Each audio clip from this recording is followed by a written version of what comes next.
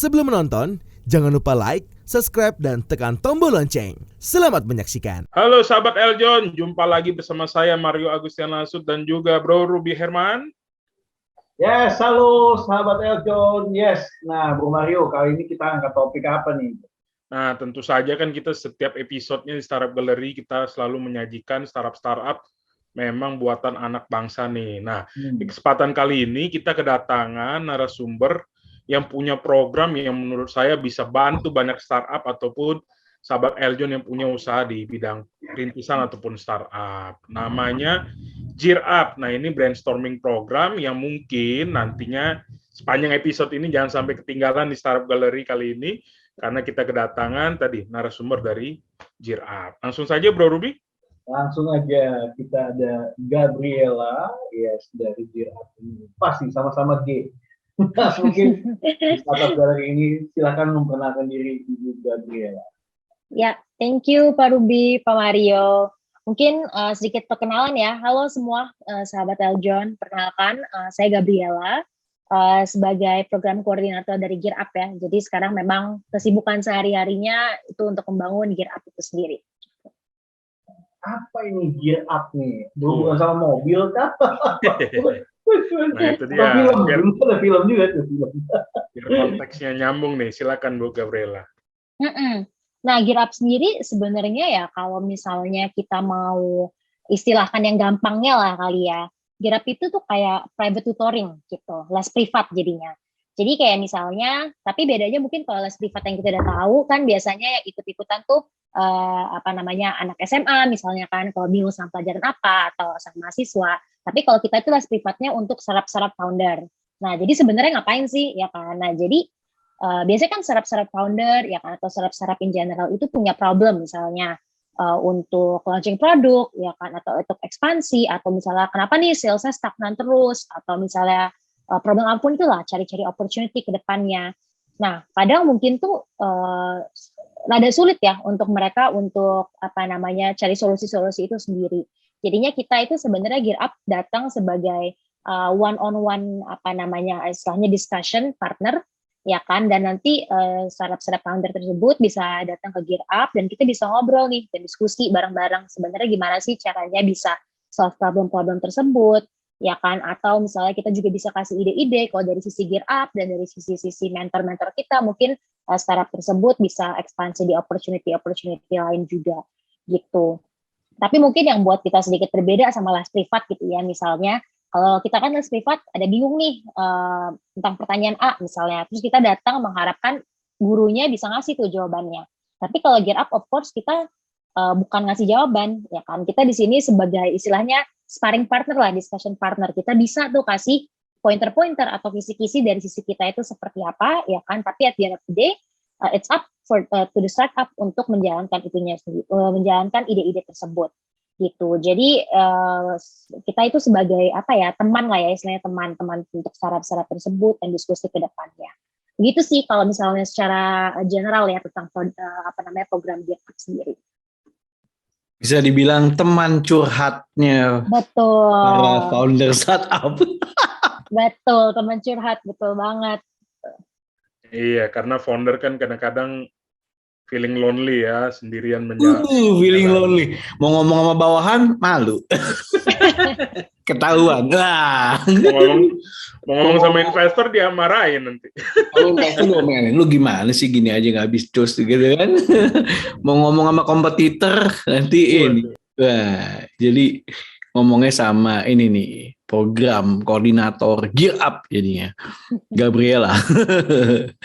Oke, nah kalau dilihat ini nih, kayaknya banyak sekali nih yang udah konsultasi juga atau mungkin curhat sama Gabriela atau sama Gear Up ini. Berapa banyak nih? Kita sih kalau yang curhat udah berapa banyak, of course ada banyak ya. Tapi kita itu kan programnya bukan sistem yang one off, maksudnya istilahnya kita ketemu sekali terus udah bye-bye gitu. Tapi kalau kayak gitu kan nggak ada kelanjutannya lah ya. Kita kan maunya kerjasama bareng-bareng ya kan untuk kedepannya. Jadi kalau program kita sendiri selama 1 tahun gitu. Jadi kita 1 tahun sama-sama nih buat kira-kira target kita mau ngapain sih 1 tahun ke depan ya kan. Nanti kita jalanin bareng-bareng dan kita diskusi selama along the way. Kalau yang diskusi one off, ya kan, diskusi sekali-sekali untuk perkenalan, udah banyak lah ya, mungkin udah nggak terhitung lagi kali at this point. Tapi kalau untuk yang ikut program kita, sampai sekarang ada 3 startup-startupnya. Ini mungkin ada kelihatan kali di sebelah sebelah sini gitu. Ada 3 perusahaan tersebut gitu.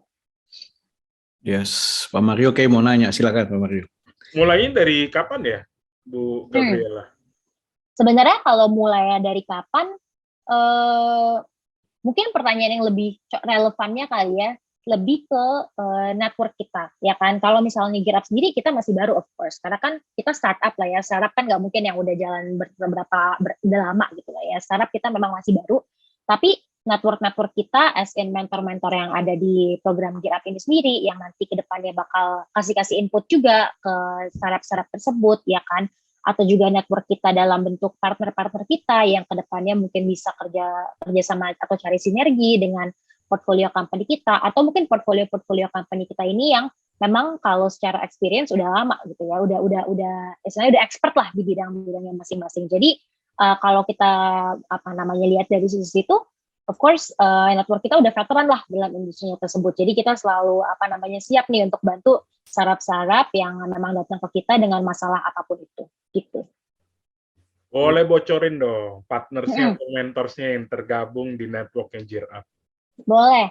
Kalau partner kita, it's still growing ya, karena memang kita masih baru juga, jadi memang sekarang partner kita masih masih still growing. Sampai sekarang itu kita ada beberapa partner besar, contohnya ada Alibaba Cloud juga, ya kan, dan ada beberapa komunitas startup across Indonesia juga. Nah, kalau misalnya untuk ini mungkin startup founder yang interested, ya kan, kalau join program kita juga bakal dapat perks yang interesting nih dari partner-partner kita, gitu. Kalau mentor kita ada beberapa juga sih, kalau misalnya nanti bisa mau dilihat lebih lanjut boleh banget di website kita, tapi mentor-mentor tersebut ada ekspertisnya masing-masing, ya kan. Jadi mungkin ada startup yang butuh bantuan di bidang networking, misalnya nanti kita ada mentor kita tersendiri yang di sisi situ, atau yang di sisi investment misalnya nanti kita ada mentor juga atau advisor yang bisa bantu di sisi situ. Jadi untuk semua sudut-sudut atau semua masalah kita bisa tercover lah, istilahnya gitu. Oke, menarik. Jadi kan mau curhat tentang gimana nih nggak bisa naik nih, kita punya traction, ada temen ngobrolnya. Betul. Terus juga, Betul. wah udah mau butuh funding nih, saatnya kita butuh funding, ada mentornya juga ya. Jadi kita tuh kayak jembatannya lah ya antara startup tersebut dengan mentor-mentor dan company-company atau network kita yang lain gitu. Oke.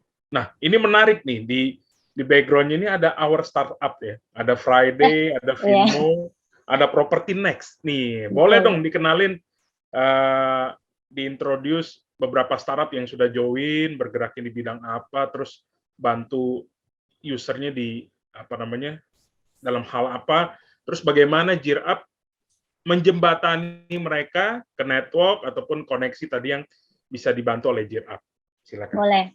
Jadi kita kayak tadi dibilang sama Pak Mario ya, ada 3 yang sampai sekarang udah join di program kita. Yang pertama itu ada Friday Creamery. Friday Creamery itu es krim low calorie ya. Mereka asalnya dari Surabaya. Mereka tuh salah satu leadernya juga di market low calorie ice cream. Itu yang pertama. Dan yang kedua ada Finmo. Ya, Finmo itu masih baru. Mereka masih baru jalan 2021 kemarin. Tapi sampai sekarang traction mereka udah sangat baik. Gitu. Finmo ini yang mereka lakukan adalah Enrich Access. Jadi Enrich Access itu mungkin kalau yang belum familiar ya. Jadi misalnya ada employee yang mau istilahnya menarik gajinya sebelum tanggal gajian, mereka bisa melakukan itu melalui platform seperti Finmo contohnya. Kasbon jadi ya. Iya, betul. Kasbon ya. Betul. Bahasa fancy-nya, bahasa kerennya Enrich Access. Tapi kalau bahasa yang udah kita tahunya Kasbon, betul. Gitu. Jaminannya apa itu? Kalau itu biasanya mereka kerjasama dengan perusahaannya itu sendiri sih. Kalau mau tahu lebih banyak boleh tuh nanti kontak ke Finmo-nya langsung. Misalnya ada perusahaannya nih yang mau kerjasama dengan Finmo, boleh banget nanti bisa di-connect juga ke Finmo sendiri gitu. Bisa. Dan yang ketiga, Kepikiran aja gitu. Dan yang ketiga ada Property Next ya. Kalau Property Next itu property platform. Tapi mungkin yang buat mereka berbeda dengan properti platform yang lain adalah mereka itu bukan cuma media company, maksudnya mereka bukan cuma listing, ya kan nanti orang listing aja, bukan seperti itu. Jadi mereka memang punya value system di mana orang-orang itu bisa menggunakan value system tersebut untuk misalnya nih, aduh gue mau beli rumah nih di daerah Senayan misalnya, nanti mereka bisa lihat tuh di platformnya Property Next itu kira-kira dengan kondisi atau di jalan tersebut atau misalnya dengan kondisi misalnya jalannya 2 arah atau di blok mana, mereka bisa tahu kira-kira value dari properti di situ berapa gitu. Itu salah satu value proposition dari properti. Memvaluasi properti yang dicari. Betul. Iya, betul. Itu sih portfolio company kita sampai sekarang. Of course kita selalu kalau misalnya ada yang masuk, kita selalu terus evaluasi dan lihat juga kalau misalnya ada yang bisa join di program Gear Up sendiri. Begitu. Oke, nah ini nanti kalau ada startup ataupun sahabat Eljon punya startup atau usaha rintisan, mau gabung bagaimana daftarnya dan ada kualifikasi tertentu nggak nih? Apa nih? Mungkin banyak juga kan founder startup yang juga. Iya, silakan. Kalau mau joinnya gimana? Itu di sebelah, bingung nih jadi kebalikan. Di sebelah sini nih ada ya informasi-informasinya mengenai sosial media kita. Ya kan, atau website kita, mungkin nggak kelihatan, tapi website-nya gearup.network, boleh dari situ, dan bisa ada apply-nya juga dari situ, atau mau kontak kita melalui Instagram juga bisa, nanti kita bisa guide prosesnya. Registration-nya simple sih, yang penting udah ada bisnisnya, ya kan, dan untuk kualifikasinya, karena memang Gear Up itu tujuannya untuk membantu perusahaan yang udah ada scale up, ya kan, atau untuk bertambah besar, jadi memang kita lebih mentargetkan perusahaan-perusahaan yang udah jalan gitu. Jadi paling nggak sudah ada produknya lah ya, udah ada kurang lebih traction-nya maupun itu besar atau kecil gitu sih. Tapi kalau misalnya in terms of numbers ya harus berapa revenue-nya atau misalnya harus visitornya atau misalnya kliennya berapa, kita tidak membatasi sih dari sisi situ gitu. Jadi kita bisa bantu, yang penting udah ada produknya dan udah jalan perusahaannya. Oke. Untuk berarti untuk numbers nggak ada masalah, tapi jalan ya, yang penting ada produk dan jalan ya. Gitu aja.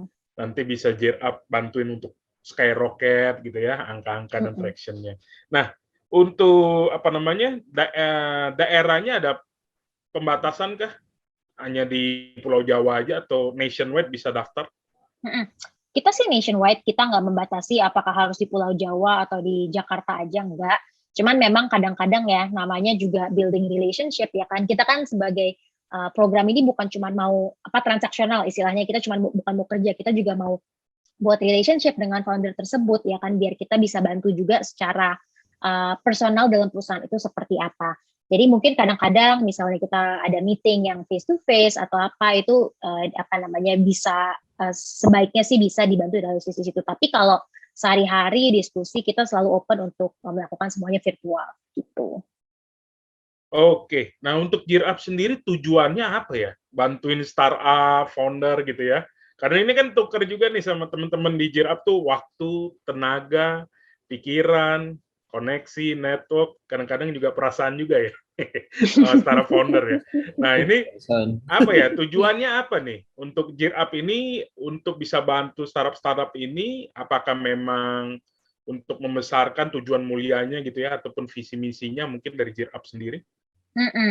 Oke, kalau visi kita tuh sebenarnya ya tujuan mulianya ya mimpi kita sebenarnya mau support entrepreneurship di Indonesia ya, karena memang kalau kita lihat nih akhir-akhir ini mungkin dari mulai 2020 kemarin 2019 emang hub dari startup itu di Southeast Asia atau mungkin di Asia itu mungkin selain dari China ya atau Korea itu memang di Indonesia ya kan, memang opportunity di Indonesia untuk startup ini sangat besar, tapi mungkin network-nya ya, bukan network sih, ekosistemnya ya kan, ekosistemnya itu masih juga berkembang juga, walaupun sekarang memang banyak ya kan, selain Gear Up sebenarnya banyak program-program di luar sana juga yang bisa membantu startup-startup tersebut untuk maju ya kan, contohnya ada akselerator atau inkubator. Tapi sebenarnya yang tujuan kita tuh pada akhirnya sama ya kan, untuk mensupport entrepreneurship di Indonesia juga biar bisa lebih maju ya kan, karena kayak kalau misalnya contohnya nih sebenarnya ngobrol ya dengan teman-teman dulu, teman-teman di venture capital, mereka tuh cerita gitu, dalam 1 tahun mereka tuh bisa ketemu, mungkin nggak ketemu, tapi bisa dapat deal dari jumlahnya ribuan gitu, ribuan deals ya. Tapi mungkin yang bisa mereka invest nggak banyak ya kan, maksimum berapa sih, 10-12 gitu kalau sebulan satu investment misalnya. Jadi sebenarnya yang sisanya yang 1000 plus itu kan kalau dibuang begitu aja, apa namanya, sayang kan, padahal sebenarnya yang bagus itu banyak banget, tapi mungkin memang karena one reason or another mungkin belum bisa diinvestasikan oleh venture capital. Nah, jadi kita tuh sebenarnya tujuannya selain ya bantu-bantu startup tersebut dalam apa namanya masalah-masalah mereka yang spesifik atau yang lain, emang tujuannya untuk istilahnya bantuin mereka makeover lah ya, dandanin untuk biar lebih investable ke depannya sama fellow venture capital lain begitu. Oke, nah ini banyak mungkin sahabat Eljon ataupun startup enthusiast ya, atau startup founder tuh suka bingung gitu ya. Visi tuh nyari startup model gimana sih gitu kan. Tadi kata istilahnya Gabriela kan investable gitu kan. Nah sebenarnya ada matriks yang perlu diperhatikan nggak sih bagi startup founder ini supaya menjadi startup yang investable tadi? Boleh di-share dong tipsnya ataupun kriterianya lah ibaratnya. Walaupun saya tahu beberapa venture capital ada preferensi masing-masing kan. Betul, iya betul Pak Mario. Jadi memang setiap venture capital punya apa namanya, of course preferensinya masing-masing ya kayak tadi dibilang. Dan sebenarnya tergantung juga perusahaan tersebut ya kan udah nyampe level mana gitu. Apakah mereka sekarang lagi nyari sisi funding dalam untuk angel investor misalnya, atau memang cari udah ke seed level atau series A level, semuanya itu bakal berbeda-beda sih apa namanya yang dicarinya masing-masing. Dan misalnya pun untuk sesama series A dari venture capital A dan venture capital B, pasti yang dicari juga berbeda gitu. Maksudnya matriksnya juga berbeda, nggak bisa kita samakan. Nggak, sebenarnya kalau misalnya mau ditanya general apa namanya equation-nya apa ya kan, sebenarnya ya apa namanya is satu say nggak bisa dibilang gitu, nggak ada general equation-nya seperti apa. Tapi in order for them to be investable, kalau misalnya dari pengalaman ya, untuk kita lihat-lihat dari pengalaman dan lihat dari cerita teman-teman yang di venture capital juga, yang pasti itu yang paling penting itu adalah foundernya, ya kan. Jadi founder tersebut harus punya conviction atas produknya itu. Jadi mereka memang harus yakin, ya kan, yakin dengan produknya itu. Dan juga apa namanya udah ada visi yang jelas gitu loh. Visi yang jelas sebenarnya produk tersebut mau dibawa kemana, ya karena visi yang jelas itu, dan juga of course harus didukung dengan planning ya kan, planning atau apa namanya milestone yang relevan dengan apa namanya goal tersebut. Tapi pada akhirnya apakah goal tersebut akan berubah atau milestone-nya akan berubah, namanya juga startup kan, startup setiap hari pivot, setiap minggu lah pasti strateginya berubah-ubah terus, namanya juga startup ya kan. Tapi yang mau dilihat sih sebenarnya dari investor ya, kalau misalnya yang paling penting adalah startup founder itu konviksinya seperti apa terhadap produk tersebut, goal-nya apa, dan step-stepnya yang mau diraih untuk apa namanya mencapai goal itu seperti apa. Karena kita visi itu mau lihat founder itu sebenarnya tanpa bantuan dari luar, sebenarnya mereka bisa nggak sih ngejalanin itu. Soalnya kan investor masuk ke dalam kan sebenarnya ya selain untuk membantu, tapi kita mau tahu juga sebenarnya founder tersebut tuh udah harus bisa jalan sendiri tanpa bantuan dari parti-parti luar, begitu. Begitu. Nah ini sekaligus menjawab beberapa kesalahkaprahan nih. Dunia startup yang mungkin mereka produknya belum ada, mungkin atau masih gimana, tapi jualan pitch deck aja tadi. Udah dijawab nih sama Gabriela nih. Jadi foundernya harus punya visi, harus tahu plan-nya gimana, konekin ke produknya juga gitu. Bro Ruby sampai terpukau sepertinya ya. Gue masih bingung sih bro sebenarnya. Kan apalagi startup banyak sekali bermunculan kan. Tapi juga dunia juga kejam kan. Banyak juga startup yang nggak berhasil. Nah rata-rata apa sih yang membuat itu berhasil? Mungkin dari sisi Gabriela. Ya banyak juga kan founder startup yang jadinya desperado gitu, atau desperate. Akhirnya udah deh balik tuh kerja lagi. Gue juga banyak dengar kan, banyak founder startup akhirnya balik kerja lagi gitu kan. Nah mungkin dari sisi Gabriela apa nih mungkin yang bisa kasih panduan juga? Tadi pertanyaannya yang common reasons kenapa mereka fail atau kenapa sukses tadi? Mungkin takut ketukar atau nanti. Kalau sukses mah gas terus. Oke, common reasons fail-nya berarti ya kenapa gitu.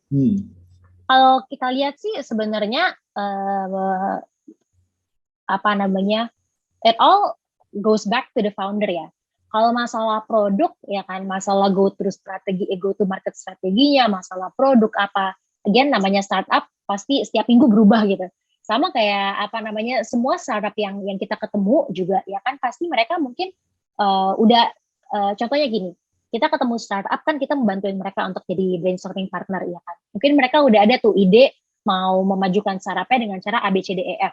Tapi nanti kita get up dari pihak luar mungkin melihat ke dalam, oh kayaknya jangan lebih baik ngerjain CDE deh daripada A sama B gitu mungkin.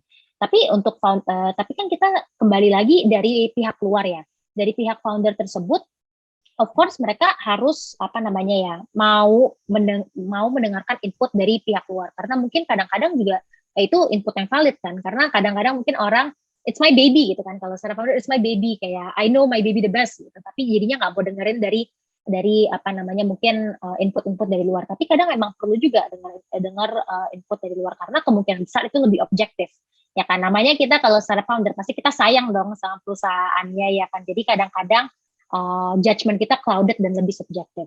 Jadi sebenarnya kembali ke secara founder tersebut, apakah mereka istilahnya flexible enough ya kan untuk selalu cari cara gimana biar produk ini bisa diterima oleh target market mereka ya kan, atau gimana cara mengubah mindset target market mereka biar mau menerima produk mereka, tapi dibalance juga dengan input-input dari pihak-pihak lain yang mungkin mau membantu startup itu maju juga gitu. Jadi paling penting sih sebenarnya kembali ke foundernya itu sendiri ya gitu. Sebenarnya apa sih yang mereka mau lakukan dan how much they're willing untuk melakukan hal tersebut gitu. Dan yang kedua adalah sebenarnya lesson learned. Kalau gagal sih biasa lah ya, makanan startup yang kayak tadi mungkin Pak Ruby bilang, ya startup mah kemungkinan gagalnya pasti besar ya kan. Memang betul gitu, kemungkinan gagalnya besar. Kita sering kok ketemu startup founder yang mungkin mereka udah ketiga kali, ini startup ketiga mereka, startup keempat, startup kelima. It doesn't matter gitu. Yang penting mereka memang istilahnya ada conviction-nya terhadap produk mereka, dan mereka juga belajar dari kesalahan mereka yang ke belakang ya kan, dan mau implementasikan lesson learned itu ke ide mereka yang baru ini. Kita malah we're okay with that. Bahkan malah ya, kalau if I can say lebih banyak investor lebih suka ngelihat founder yang udah pernah gagal sebelumnya, karena kalau kita lihat founder yang udah pernah gagal dan mereka mau bangkit lagi, itu nggak semua orang bisa seperti itu. Dan kemungkinan besar ya kan, kita harapannya adalah mereka sudah belajar dari mungkin kegagalan mereka yang sebelumnya, gitu sih. Oke, jadi ya udah, buat startup founder yang gagal, peluangnya lebih gede. Betul. Investor. Oke, kita mau break dulu. Thank you Gabriela. Kita akan lanjut ke segmen kedua.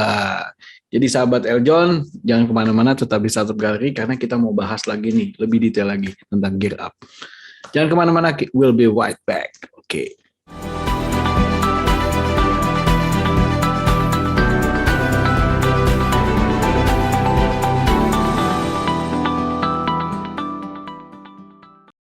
Oke pemirsa, see you. Oke, cut. Nah sahabat Eljon, sudah selesai nontonnya. Jangan lupa ya untuk like, subscribe, dan share ya. Dah.